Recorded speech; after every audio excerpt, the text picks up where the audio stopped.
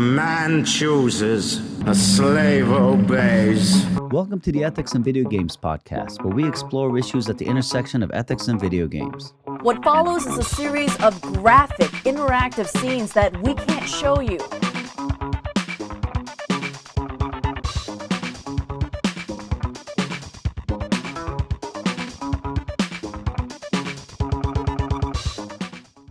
Welcome, everybody. We're here with Daunt back again. Daunt is an Australian academic researcher and developer, turning their experience in web into an endless curiosity for development and design. They've married their cultural experiences and academic knowledge into a sort of cosmic horror of curiosity.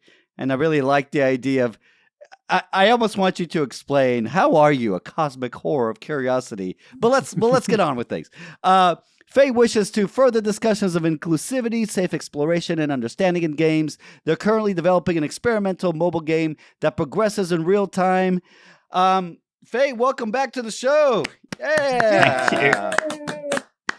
This is our second episode with Faye. The first one, check out, was about player sexuality and consent, along with Zia Zerico. This time, we're talking about adult games, right? We're talking about the ones that are supposed to be at least age-gated, right? The ones that actually involves sexual situations that I'm assuming are explicit about sex. And we're going to look at the ethical challenges that essentially come with these. So let's start out just by getting an idea, Faye, of what does the world of adult sex games include. I'm assuming we're talking about both hentai-style sex games where the characters are cartoonish, but also games where the player interacts with video clips of real adult performers, and that you get these in both traditional and VR versions. First of all, is that about right? Well, it's actually a little bit further than that. I would say that any game which is particularly built around the idea of titillation as a whole, which means that as well as having all of those types of games that you've listed there, there is actually a wide expanse of adult games that are based purely in a text form. It's actually very, very, very common, with probably the most well-known one being, I would say, Corruption of Champions, which I don't even think has any visuals, or at least it didn't for like half a decade. It was just text-based. All right. So the sexiest organ is the brain, right? And imagination fills the gaps, right? Is the idea here?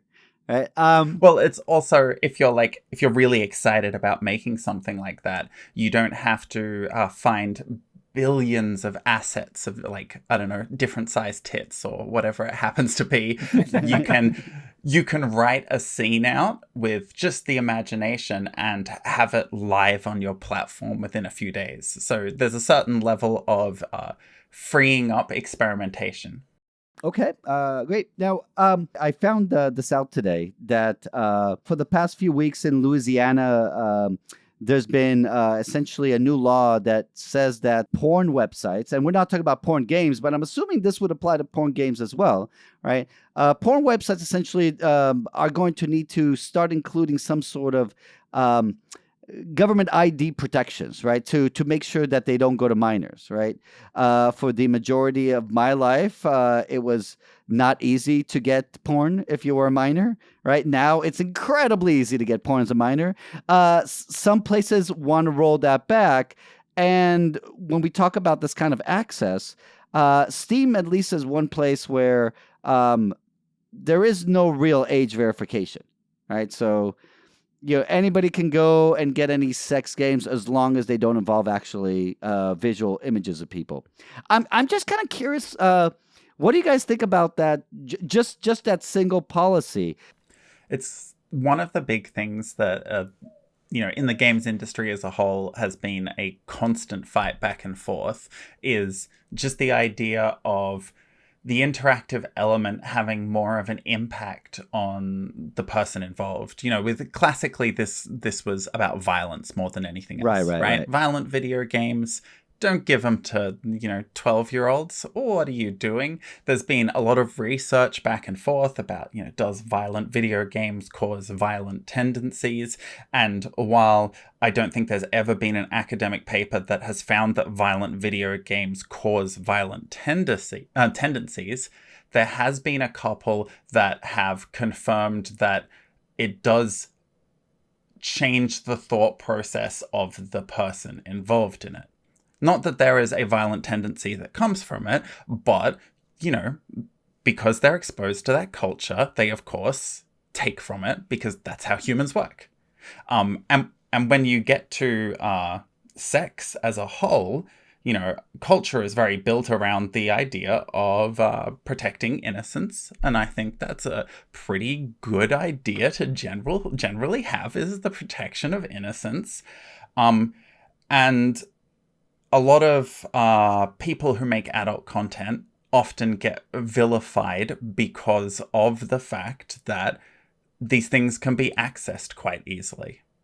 All over the internet. It's very easy for someone underage to find pornography on the internet, and often that gets kind of blanketed by cultural mainstay on the people who make it, and that's very, very unfair.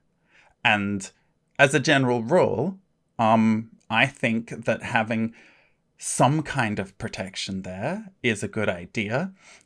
There's always the worry about as soon as you have to, attach your identification to any kind of adult entertainment that you subscribe to, you then make a perfect trail. And in a perfect world, that's not a problem. But essentially, because we still live in a world where people are going to be judged for their adult taste, or even if they engage in adult entertainment at all, right? You're kind of going, okay, so people will still judge you. And now we have created a system for them to figure out if they should judge you. We need a system, right? We do need a system. But there is certain worries about cultural judgment in that particular situation. Oh, sure. I mean, is there anything more embarrassing than your sexual habits that people can use against you? Or is there the bigger worry is that you subscribe to a rather maybe perfectly safe and sane sex game on a site, but they have crazy other stuff on the same site. But how can people tell what you're doing? You just have a subscription to the site. I think there's the majority of kinks out there. Culturally, people will apply levels of embarrassment to them, right? As an example, the internet generally is very mean to furries, right? You could agree on this, right? But furries are fun. I mean, of all the kinks, they just seem to be like that. Everybody thinks they're funny. With that in mind, right? It is, for the most part, a very, very nice community of people who are having a good time. But there's going to be judgment there, regardless of it, right? And everyone's going to apply their own kind of takes on what is allowable and what is not. So that's kind of the problem that exists there. It's not so much a embarrassment of, what people consume as an adult thing, but the fact that culturally we build on that. And the second part of your comment that people will use against you, that's the most worrying one, if I'm honest. Yeah, of course. It's interesting because the whole ID problem is, okay. That seems like a really big deal, right? Though I kind of wonder, right now, Google has all that information on most people in terms of just what porn websites to go to. Is there a difference? Well, one difference might be if it's the case of Steam, then maybe it's just Steam or Google. Maybe it doesn't make any kind of difference, right? If it's the case of the government with government IDs, well, I don't know. Maybe that does make a difference, but I don't know. Should you trust Google more than you trust the government? for these I don't things. really trust either, if I'm honest. Right, and you Depends on shouldn't. what government you're right? talking about, too, right? Right, exactly. But the issue becomes essentially, if we kind of get to this conclusion that look, some things maybe it's not particularly good for kids to see, and what I'm thinking about is essentially concerns about whether expectations of sex today, objectification, maybe the aggressiveness of sex today might in part be a product of the particular type of pornography that's popular that let's say kids today would get access to that they wouldn't get access to. And we could talk about games like rape play in a little bit, which I want to. Is there a possibility where you get those two things, where you can get privacy somehow and also an age identification system? And that part is something I don't know how anyone would actually do. It's quite difficult. I know that I think there was a ban on it, but for a while there were a bunch of Discord servers that had adult themes, whether it be particular kinks or built around a certain adult game or whatnot, that did ID verification by asking people to take a photo of an ID and then blur out all identifying marks. Right? So you did not have their name, you did not have their photo, you didn't have their license number, but you could then compare it to every other ID and make sure it wasn't a duplicate and be like, okay, so we have a level of safety here. But, any system like that put into play can be taken advantage of course, by people who want to, take advantage of it. And it's difficult. It is very difficult. It almost feels like what you need is some kind of legitimate system where the person passes their data to it to generate a token that says that they are not a minor, that then gets passed back to the company without any link of who that is. And that's it, right? You need that level of anonymity, but also proof. That's a good business opportunity for any of our listeners who want to create a business. There you go. Yeah, I like it. Okay, so now let's get into the actual sex games, right? So when I think of sex games, right, they kind of divide my mind into two separate categories. So and these are rough categories. So the first is those that portray consenting adults, right? And then there's those that involve rape fantasies. And there's lots of ways to divide sex games, but, this is kind of one interesting line, I think, that has been drawn. So rape fantasies like the infamous rape play, where essentially it's one of the many Japanese hentai games where, in this case, the goal of the game is to stalk and then rape, kidnap and rape three women. To a lot of people, the first category seems fine. Right? There's nothing wrong with sex games that involve consent. But then the second category raises concerns about promoting sexual violence. And I would say maybe not just sexual violence, but sexism in general. We'll get a game banned in your own nation of Australia. So I got a bunch of questions about this distinction when it comes to games.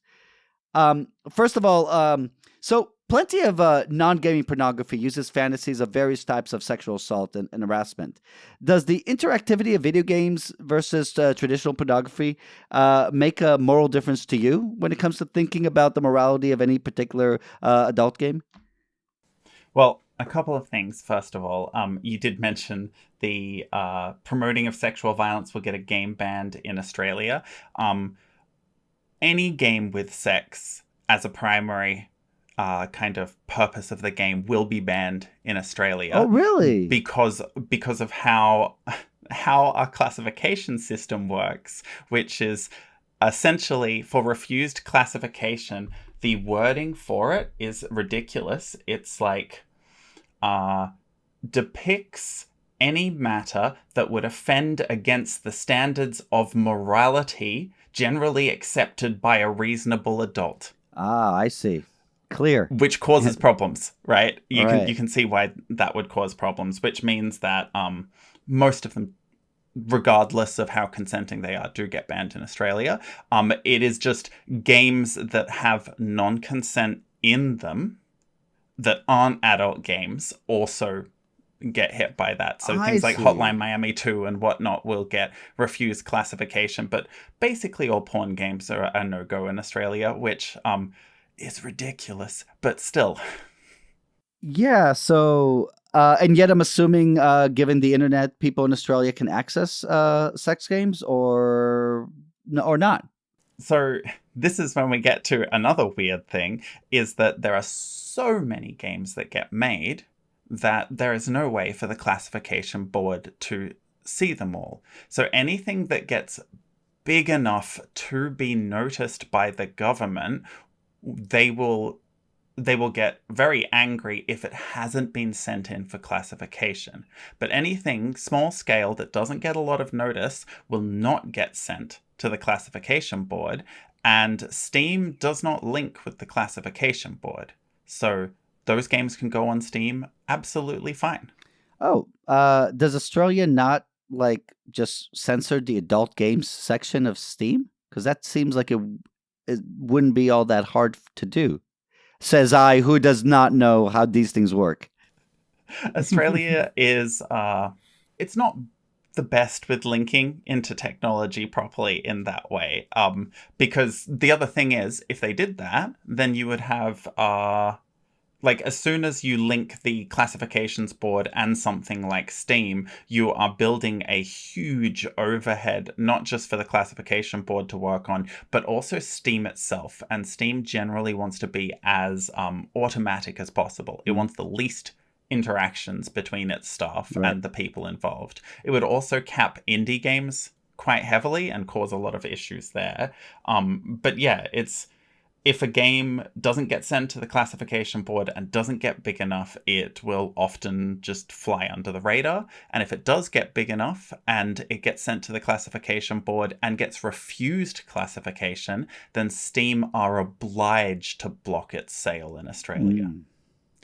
Which is why there are some games that are just missing on Steam for Australia as a whole. But it's very, very difficult. And I think it all comes down to the one of the words that, or what the question that you kind of asked there with is it the interactivity of video games that makes a moral difference to the people who are involved here?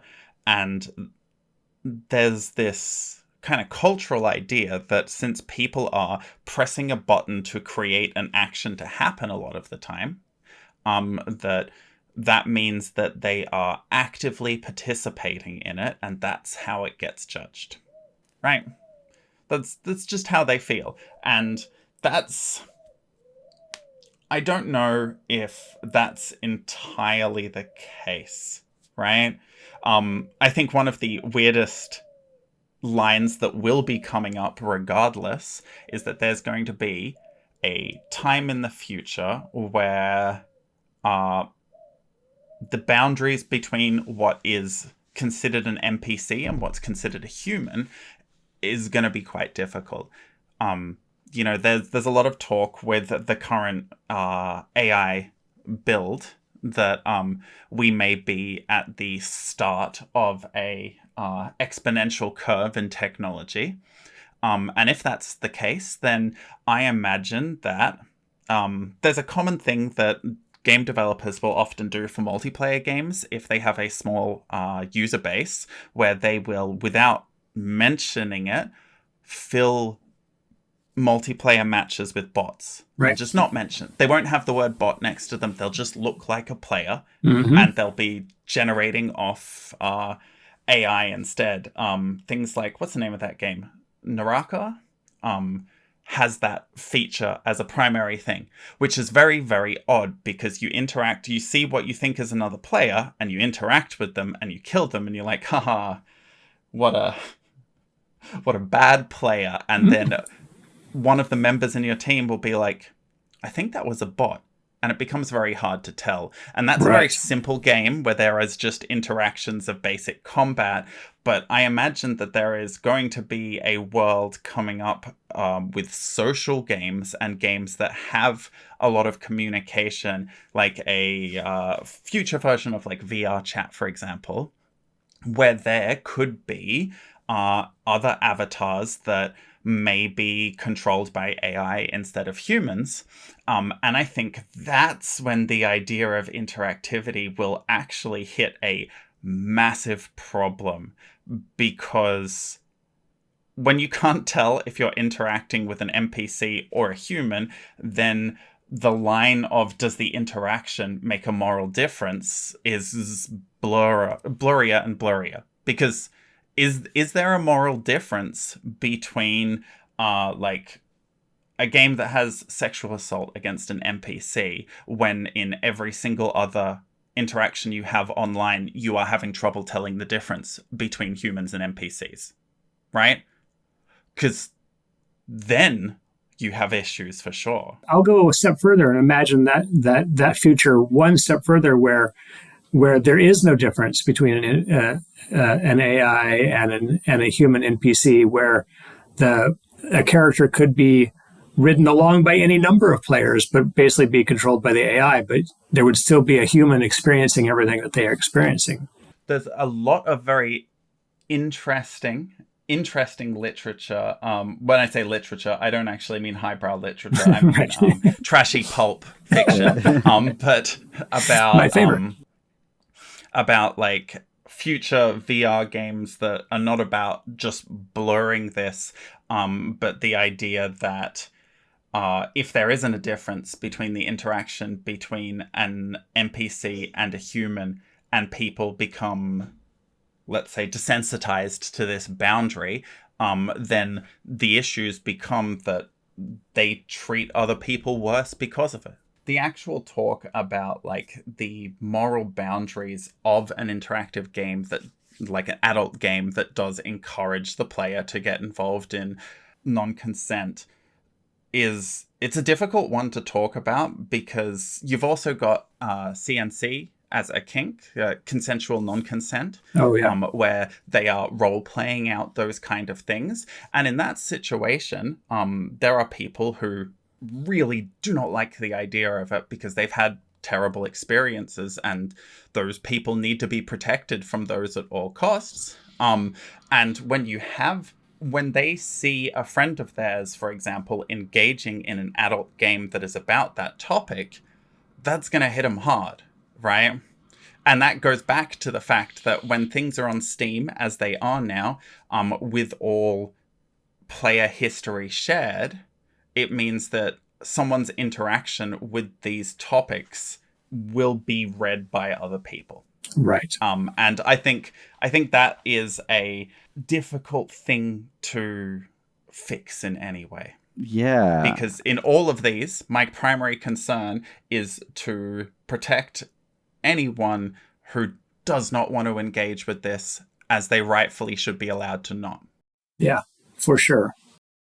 I want to go back to, and this point of consent and protection is really interesting, but I want to go back to the reason. So let's say porn itself is legal in Australia, right? But the government has drawn this distinction that porn games should be treated differently because of this interactivity. And it seems really what you guys are saying is, hey, look, that does make sense, because interactivity is because the realism is increasing, right, to the point where we won't be able to tell game from reality, right? And that's the kind of idea that these in-game actions will be bleeding over to real life actions. Yeah, and it's not so much. I just want to adjust that comment, because I think it's mostly right there. I don't know that it's necessarily realism, that it is our ability to connect to it. because that's what games do. Is as soon as they become heavily human, right? And that's even if but remember that even cartoons, people really connect to cartoons so long as they don't hit that uncanny valley, right? The more cartoony they are, the more people can connect to them. So I don't think it's about realism. It's about that connection with characters that feel real. I would also say that I don't think there's any problem with interactive games, adult games at all. Even with that extra connection, I think there's something that should be celebrated and not culturally frowned on. And I think the classification board maybe have a few Puritans on it that disagree with me. That's the point that I'm trying to get there. Or they're worried that there's going to be enough Puritans out there in the general public to make their lives miserable. Right, and that's the other side of it. At the same time, there are some studies that show that at least games with sexual violence, right, against women tend to increase hostile sexist attitudes towards women, tend to increase rape myth acceptance, stuff like that. And I do wonder, and again, I don't really have a position on this, right? But I do wonder how much we can accommodate both the idea that games are fantastic as places for fantasy, and for sexual exploration, with this concern that maybe they really do affect attitudes in this way. Here's one that I'd like to point out, right? I mentioned it previously, but Corruption of Champions, which is classic and text-based, right? The very particular thing about that game is that even though it has a lot of different kinks in it, and some of them are, there is like a couple of scenes that have non-consent, themes as it. The games in the indie sphere like that, they will often, right at the start, have very clever ways of essentially providing you a huge number of tick boxes that say, I'm interested, please never show me this thing. So they are built around the primary idea of, this is fantasy that you do not have to engage in, which I think is a general rule that should be followed. But it also has the entire freedom that the main character and a lot of the other characters you introduced to have such a wide variety on the gender spectrum that it's never about that kind of pure idea of non-consent on female identifying people, right? And I think it's the wide kind of slew of possible content about that, and primarily that being what turns up, that is the massive problem, right? If you're growing up and you're exposed to a bunch of adult games that have non-consensual ideas in a fantasy setting, and every single one of them is on a female identifying person, I feel like now that I'm saying this out loud, I am suggesting that we just need to change the gender and everything's going to be okay. And that's not necessarily what I'm trying to say here. But I'm just saying that culturally there's that objectification then bleeds into the creation of these materials, which then reinforces the culture in a cyclic nature, right? Last time I was on, we talked very specifically about when people grow up, they are informed, they are given their what is right and what is wrong by the culture they live in. And I think it's important that culture offers a varied number of perspectives so that they can kind of build themselves as a person, right? And when you have a bunch of adult games like Rayplay that are just about objectifying women and whatnot, that is a bad thing, right? Right. Because it only gives them a perspective that that's the thing that should happen, right? Well, not should happen, but like that's the culturally accepted thing, because that's what they're offered. And that's more of the problem. And I think that spans across all media. Right. When you have TV and film that, has a lot of hot women parading in front of the camera, and that's the hot thing parading in front of the camera, then you build a culture around those types of people are there to parade in front of the camera. It's the same kind of thing with, like, in video games, especially video games that are like M-rated and whatnot, you'll see a lot of times where there might be, tits on screen or whatever it happens to be, right? But it doesn't get applied to the male characters in the same way. And that helps build the objectification.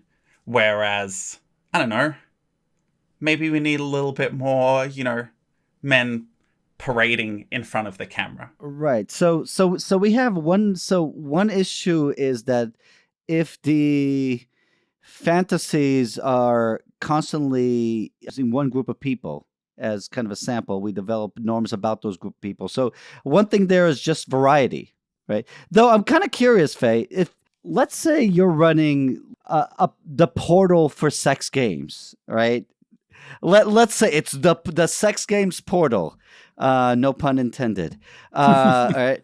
And, someone's appearing to the portal. How do you think ideally, right, this variety should be displayed, right? Right now, when someone goes to, let's say, a porn site or something like that, you're going to get already classification, right? That some people find problematic, right? That might categorize, people by race, let's say. If the whole idea is to have this kind of variety, how would you do it in a way that you think is ethical in terms of presenting it to people, not actually designing the game itself? I don't have an answer on hand. If this was something that I wanted to definitely put together, then I think it would deserve years of talking to people and researching and trying to build a system that protects the people that need protection. And that's kind of the first and foremost. And there's a lot of very taboo kinks out there.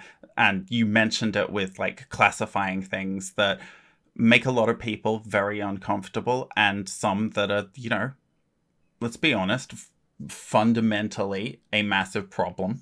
That's a big kettle of fish. I don't have an answer for it, and for all of these, I'm just kind of talking off the top of my head for a lot of these things. But if it was actually something that I had any power to control in any way, the worst thing I could do was take it from a place of ignorance rather than a place of research and talking to the people that need it, right? And that's the case with a lot of these things. That's just, a lot of these things are developed around the idea of what's the most money we can make, what's the most sales we'll make, and not how do we keep people safe and how do we do the right thing around it. Right. Just let me say that, I feel throughout this conversation that I'm throwing out ideas that I'm just trying out, right? And by the way, for listeners, if you've never noticed that, I do that often. It's also what I encourage my students to do in my classes. I just try out shit. And I'm perfectly willing to throw out some stupid shit like this, considering that we as people tend to start exploring our sexuality in our early teens. What is an appropriate age for people to explore sex in the safety of a video game? Okay. First of all, I would not want to give an answer on what is the correct age or anything like that, simply because, once again, there's whole fields of study about child psychology and where they build their ideals, and I think there's even a very valid argument in that some people aren't even ready at 18, right? They may have grown up in a small regional community where they haven't been exposed to many ideals, and they still kind of need time to settle as a person. But no, that's a question for someone who knows a lot more about how more about the psychology, brain matures. less about... Yeah. Okay, fair because enough. That's the thing. The minors are they're innocent. There's a reason we have so many laws to protect them, right? And ultimately, I would hope that those laws are all built with talking to people who have spent their entire lifetime researching what the best situation is. And I wouldn't imagine that me sitting here, having grown through one childhood, right, would then know the answer, right? And it's interesting this idea though that it should come from a place from not of not of ignorance, and not where you're essentially using capitalism, supply and demand as a way to kind of decide what the rules are going to be. I think is really important. To me, to answer your question, Andy, yeah, I think there should be games that explore sex for teenagers, but in line with the latest in psychology, in moral, in childhood development and in teen development, right? That essentially, you know, are in line with the sort of issues that people have at the time. They don't need to be graphic sexuality, but I think I think games could tackle almost any subject. When they're done well, and I think using games to explore sexuality itself, to explore communication, to explore consent, is I talk to people about what they because me and Andy teach at an international school, and I sometimes talk to my students about their sex ed classes, and what they were like, and sex ed in Brazil and sex ed in China, they're not the same thing, right? Uh, sex ed in France, where there's a big focus on communication and consent, and the idea that, look, having a good sex life is part of a good life, right? And healthiness in it. To me, it's for all the oddity and inconvenience of sex education classes. Maybe there's a role for games to play in that, where the privacy and activity and interactivity might kind of fit in there. Again, developed by experts who really understand this stuff. The idea of having a interactive system for helping people to explore their understanding, but also giving them kind of how to be safe and what the right thing to do is, I think isn't particularly bad. I grew up in Australia and I went to a private education here, and I can honestly say that I don't think I had a sexual education class at school. And this is a weird kind of situation, because when that happens, when someone grows up and they go to an educational system and there is no mention of, sex ed at all, it then develops more of a puritanical mindset. It's like, this is a thing that we should never talk about. And I think that's a problem, right?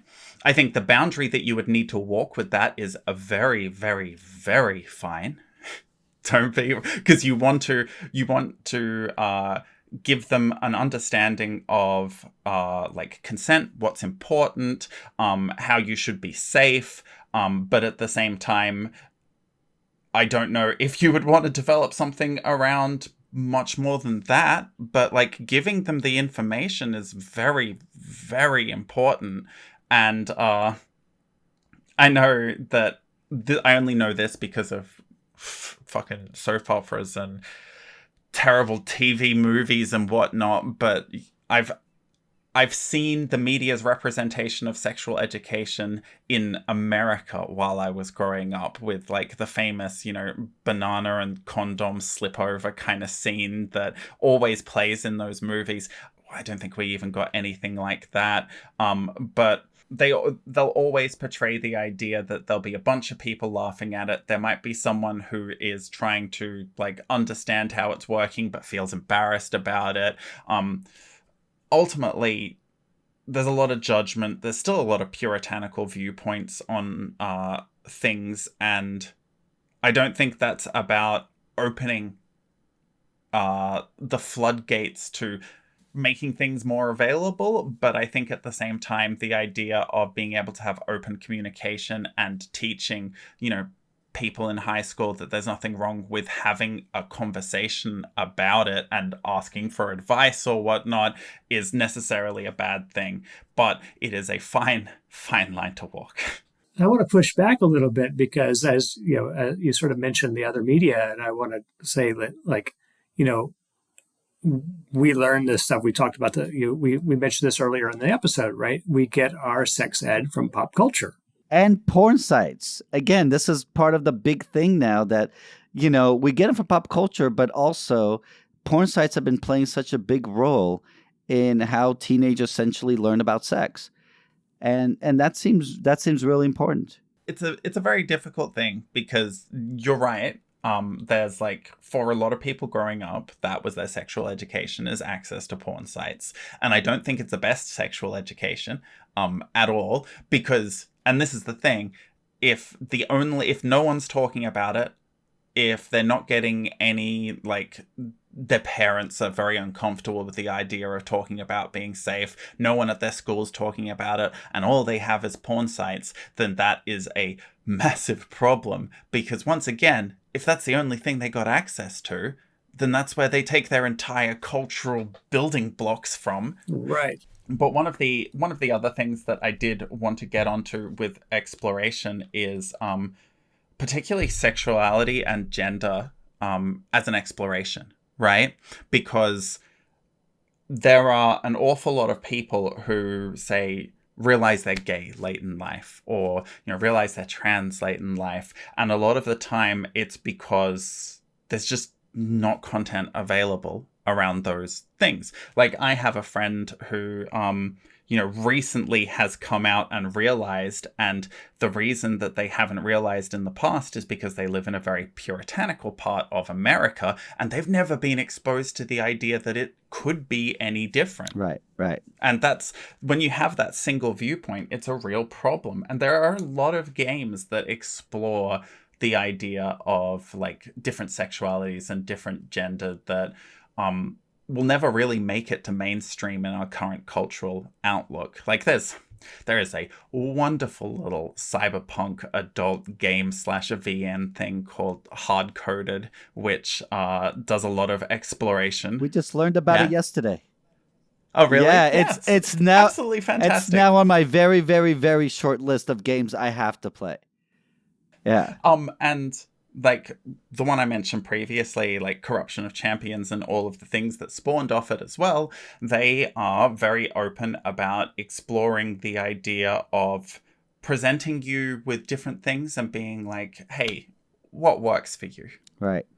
And that idea of the instead of being all about, oh yeah, this is the hottest thing ever, it kind of goes hey, here's all of these things we thought you might find hot.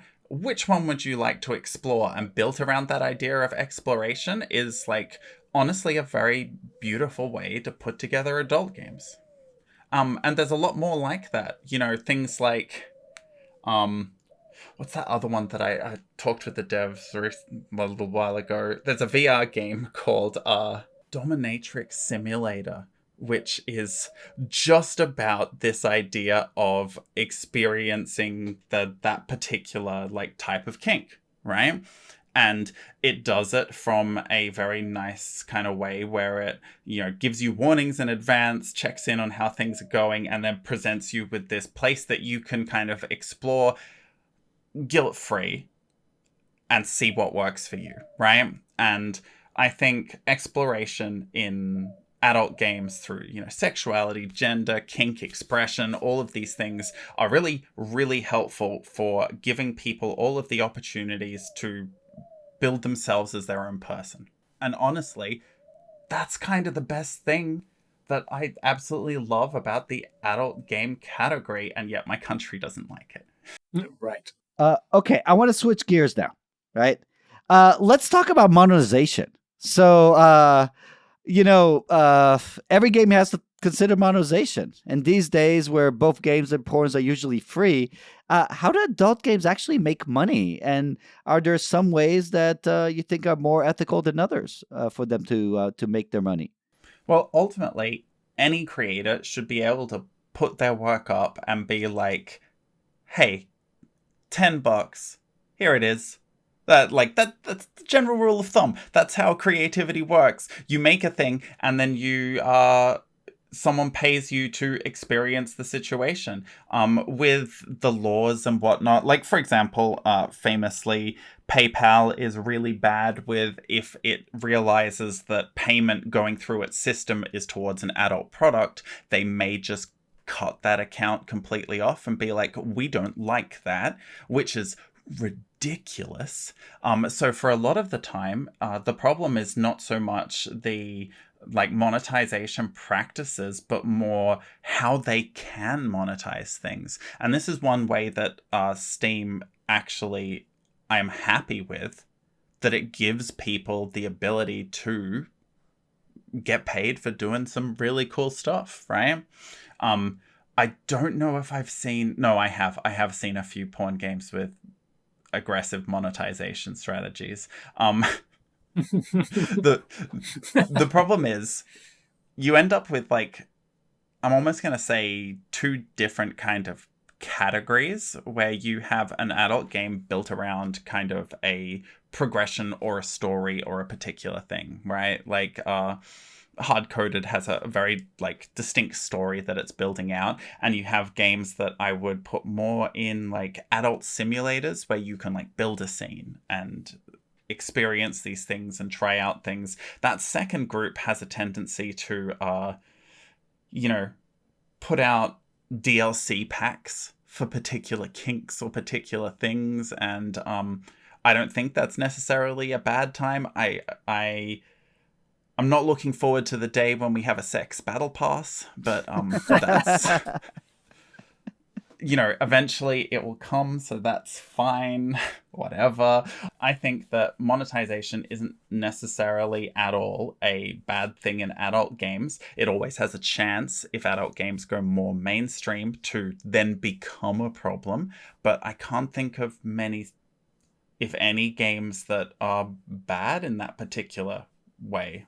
Not like mainstream games. Is it that buying them is usually much more straightforward, right? That you just pay a fee. It's not likely to be free with microtransactions? Or are they all over the place like regular games? They're kind of all over the place, but for a long time, because a lot of countries had flat out banned them, you couldn't put them on Steam because Steam didn't allow it for the longest time. Any adult game was having an awful time monetizing itself in any way. Once again, PayPal had cut them off. Can't put them on Steam. There was just not many ways to build a payment gateway at all, right? So an awful lot of them were free, and we're ending up in a kind of situation that's similar to Dwarf Fortress, where some of these people have been building out these games for 10 years for free, and then suddenly they have the capacity to put it on Steam for the first time and make money of it, and they have to suddenly build a reason for people to pay for this suddenly.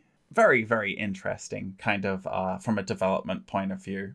Okay, then let's move on to accidental adult games. So this is something I learned from you. So let's share this. So you mentioned to me earlier the idea of an accidental adult game.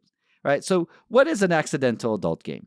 When I use that term, what I just mean is that any game that ends up having a very, very large community that engages through the platform in adult kind of interactions. Classically, you had MMOs were a very big one for ERPing. I know that erotic role play. Yes, I know that in my late teens, early 20s, EverQuest 1 weirdly had a huge ERP community back in the day.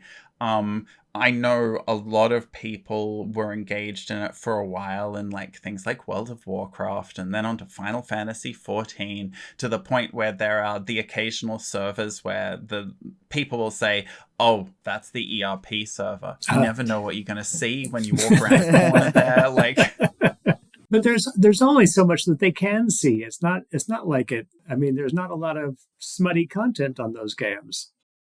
Oh yeah, you don't necessarily see that smutty content, which honestly is kind of good from a consent situation, because these people then get because you can't see anything, then there's no involving other people in your scene without consent, which is always a difficult thing in this particular situation, which is the problem that something like VR chat then has, because in VR chat, with your full control of your avatar, you can walk around a corner and see a particular thing. And I feel sorry for them, because this means they have the most difficult situation, because they have to put things in around that.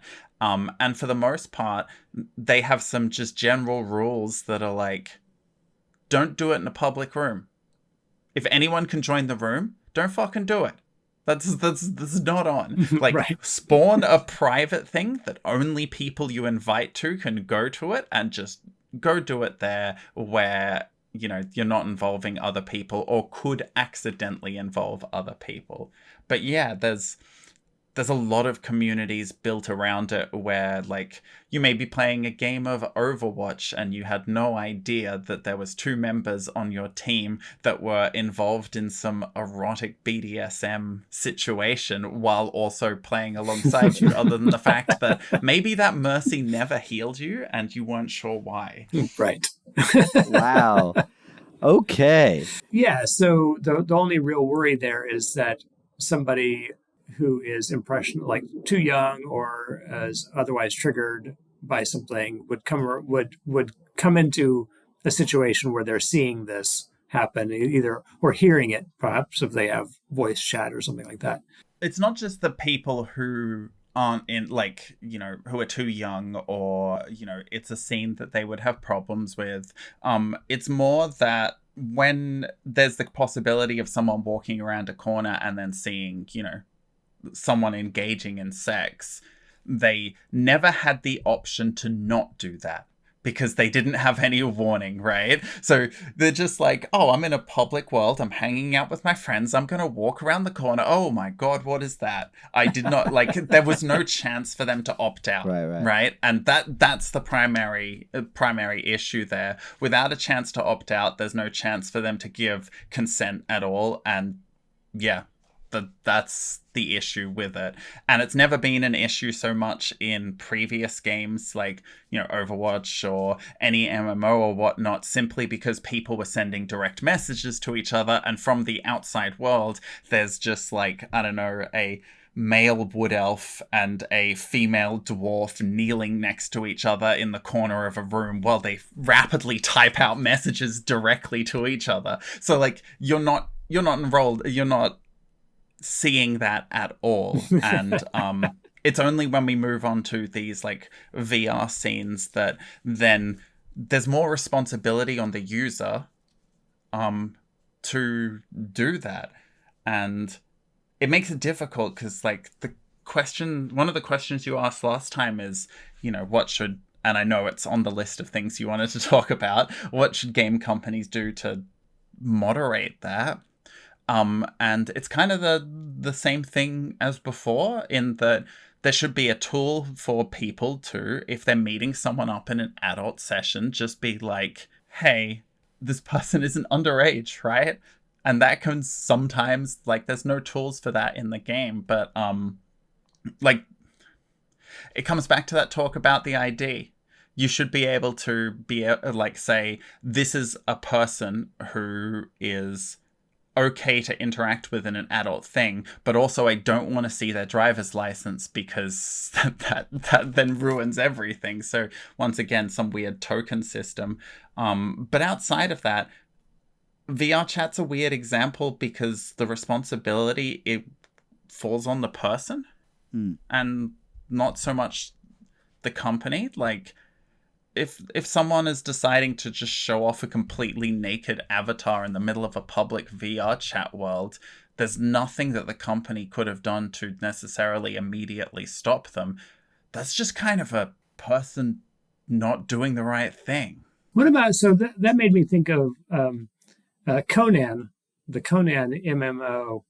Yeah, I remember that. It's just a couple of years ago. I don't remember exactly how long ago it was, but full your avatar.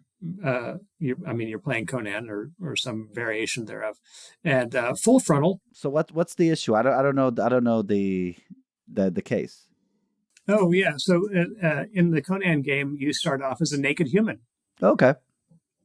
And you're running around as killing, we all do in as life, we all do, honest, but not as adults. We don't start off as large burly adult males running around with our junk out. It makes it a weird situation, like a very weird situation in that fundamentally, I don't think there's anything wrong with that, as long as everyone who buys the game knows what's going on. Right.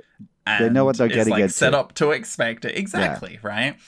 It does cause a little problems for those poor developers who then have to create trailers for the game that then can't be shown at certain times or can't be shown on, there's a whole situation there. Not to mention, going back to government classifications, as a teacher, that kind of makes it really hard for me, because if that game either gets refused classification or is classified as R, so 18 plus in Australia, I am legally not allowed to show any content from that game in a classroom where someone is under 18, regardless of what the image is. So if I'm hey, let's talk about game design. Here's a really cool inventory system, but unfortunately it's from The Witcher 3 and that was rated R, and there's someone in this room who is 17 years old and 10 months, and so I am doing an illegal action for showing a screenshot of this inventory. And that's how Conan completely ruins my ability to then talk about it in educational settings. All right, Faye, we're just about there. What do you want to leave our listeners with? I would say that the world of adult games is more varied than a lot of popular culture would lead you to believe. And there's some wonderful things built with a lot of passion and heart that give you a chance to explore things that you never imagined that you get a chance to explore, whether they be fantasy setting stuff, let's say with, strange locales and magic involved, or whether they be about exploring your own sexuality and gender. And you shouldn't feel ashamed at all in looking around and seeing what you like and having a go. All right. Thank you very much, Faye Daunt, for coming on the show. Yeah. Second time. All right, guys. Good podcast. Play nice, everybody. You can subscribe and listen to all of our episodes wherever you listen to podcasts.